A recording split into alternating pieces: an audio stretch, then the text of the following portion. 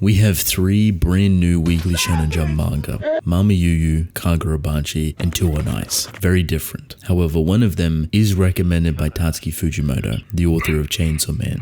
I'm gonna let you guess because I think you won't be able to get it, but I'll tell you at the end. With that, Mamayuyu is the first out of these 3, and so far it's taking its time. Slow and steady wins the race, but we all know it's not that simple. Funny enough, the whole demons and heroes lore aesthetic isn't really something I'm fond of. However, when I was going through these 4 chapters, I found myself enjoying it. Nothing all too crazy, nothing revolutionary, nothing to change your worldview, but I think it definitely has a lot of heart behind it. Kind of knows what it wants to do to a very detailed extent when it comes to crafting its main character, for example, or kind of lore-centric world that it's currently building, which seems very much attuned with the older Weekly Shonen Jump stories you might find. It feels old in a comforting way, at least for myself. This may be a good thing for some people that want to kind of avoid the newer generation of what Weekly Shonen Jump is doing and want to go back to something old school, or this could be a big turn-off. The 4 chapters doesn't really give you enough to get a good idea on what this story is going to be, even what it's about. You know there's devils, you know there's humans, you know they coexist, you know there's one singular hero, and then there's like kind of this multiversal thing going on with different heroes coming in from different universes into this story. They all have different powers and different approaches to things, and they're all meant to fight this demon king lord that's different. The biggest change of all of this is that our main character, who is born a hero, is kind of raised in a time of peace. His hero capabilities and the necessity of a hero isn't actually needed. So even though he has all of these people and generation of heroes behind him that have these crazy legacies, he's very much just existing and kind of partially feels bad about it because even though the community label him a hero, because that's what he's been born with, he hasn't really had to do anything at all. Now that's being put into motion. I am curious for this story, but I'm not entirely sold. I appreciate the kind of old schooly artistry that it has. It feels kind of oddly reminiscent to late 90s, early 2000s. If I were to make a direct comparison art-wise, it'd be like 7 Deadly Sins, but a lot more focused. I am kind of fond of the writing, mostly because it's a little bit unexpected with how much detail it goes into certain things. Leave a like and subscribe, please. Your first handful of chapters, even the first 10, 15, is like this race to garner as much popularity as possible. Spending time on lore and character building, the world, etc. really slows that down. It could be an equal trade-off where a lot of people are more hooked because they're seeing the flexibility of your writing. The other might be turned off because it's either overwhelming or you're not pushing it in a direction that could be more viable for popularity. It's a really weird thing to balance for new manga, especially within Weekly Shonen Jump, but I think Mamayuyu is doing fine so far, and I wouldn't be surprised if its writing being kind of its strongest point currently, even though its artwork is pretty nice and simplistic, that is where people kind of fall in love with it, that it kind of knows what it's doing, that it feels comfortable, that it's willing to spread its wings and spend time where need to be spent it. But nothing can hold.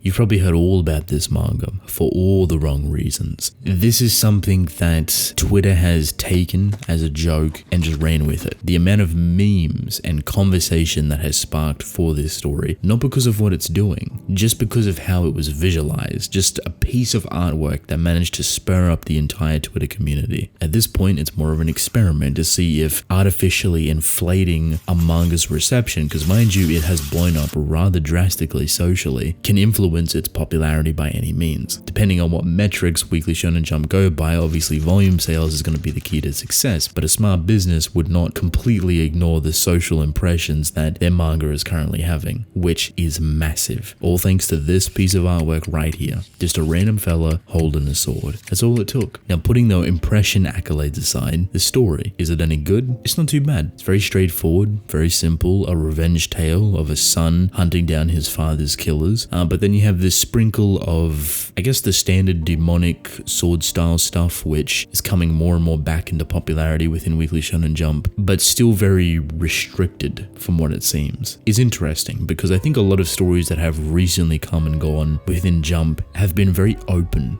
when it comes to their abilities, magic, powers, etc. Like, there's just so many different moving parts for a power system. This one seems a lot more closed off, at least in the aspect of our main character. character who only has a sword, and that sword is imbued with a power, but a very straightforward power, one that can definitely be expanded upon, but at this time you don't really see the vision for it, which for me is good. It adds this level of unpredictableness to its power gauge, allows you to kind of keep learning and growing with the story. The same can be said with the villains, but in a way that's a little bit more generic. You could argue the swords are generic as well, because standard ability swords, etc. But demons are very outplayed. Devils, whatever, humans with devil contracts, who knows. However, this too can be completely kind of spread out in whatever direction they want. These people have demonic-like abilities that have stole a massive number of swords.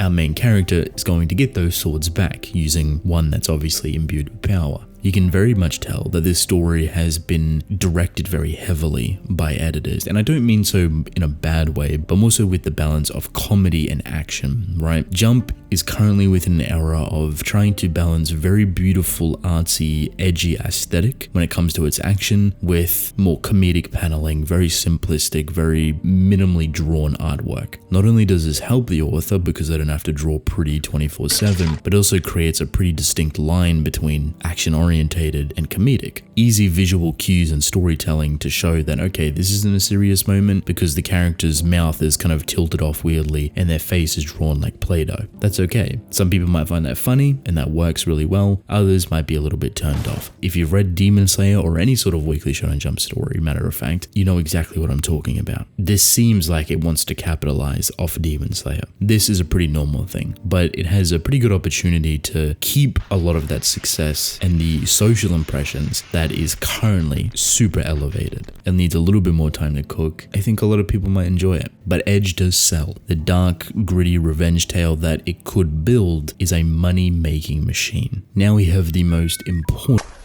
I was very excited for this one. I heard ice skating and was immediately sold because the character writing, the beautiful artistry that goes into the movements of ice skating, I love all that stuff. The stories that do it really well, for me, is dancing ones, and they share a similar vibe or aesthetic because you want to have really strong artwork to emphasize that beautiful movement with dancing or ice skating, etc. But then you're also spending a lot of time building characters. It's all about the relationship and how they get along and how they intermingle.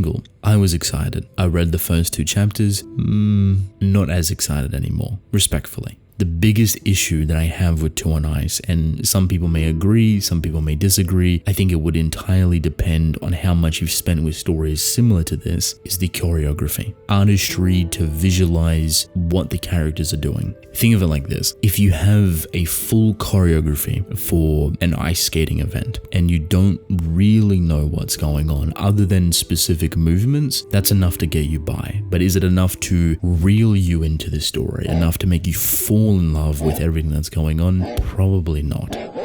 To be fair, it only has 2 chapters. It could grow in a really nice direction and show off just how artistically pleasing it can be with its ice skating, choreography, movement-to-movement action, etc. But you would think that you would want to try and tease the best of that, at least in the first handful of chapters, and maybe we might get it. But so far, there's none of it yet. Its story is very tried and true, something that you've seen pretty much a million times over. Young kid kind of falls in love with the idea of ice skating because of one person, another child prodigy. That child prodigy disappears from the scene. This kid spends so many years fascinating over it, trying to figure out where she went, not really learning to ice skate, however, just to keep it balanced, finally being rekindled with her by complete accident. And thus their ice skating journey begins, and he has a ton of lore and knowledge about how to do specific things that he probably shouldn't. Straightforward. The beauty of these stories, however, is not in the overarching narrative, because it's like, oh, win competitions, do this, do that, right? It's character building, it's relationships, it's the trials and tribulations of the sport in general. And of course, it has that. The character writing is solid. It's great. The relationship between these 2 characters feels interesting and genuine, and the character building that you could do for them is very much there.